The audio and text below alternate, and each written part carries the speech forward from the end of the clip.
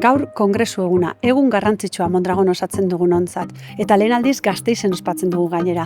Hemen, elkartzen gera kooperatiba guztiak ordezkatzen ditugun pertsona guztiak. Eta zertaz hitz egiten dugu? Urten bereziki gure politika sozioempresarial berria martxan ipintzeko proiektutaz hitz egin dugu. Eta aipatuko nuke negozioetan interkooperatzeaz gain aurten bereziki indar handi eman diogula inpaktu sozial hori garatzeko daukagun interkooperazio proiektuetaz. Eta amaituko nuke guretzat garrantzitsua den gauza batekin. Azkenean ez da eredua soilik, gu gara hau posible egiten dugunak. Eta gu gara horretan nik uste pertsona arruntak osatzen dugula Mondragon, baina elkarrekin gauza izugarriak egiten dugun pertsona arruntak.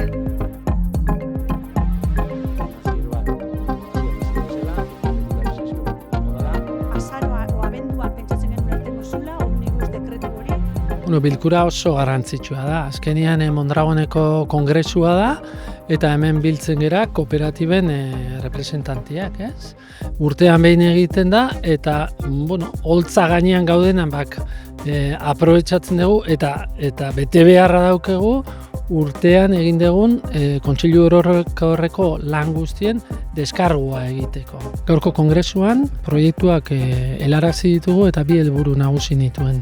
Alde batetik proiektuak kooperatibentzako direla elkar partekatzea alde batetik, eta bigarrena bakarrik egin ezin ditugun proiektuak kontutan hartzia denok batera Mondragon bezala aurrera bota ditzakegula.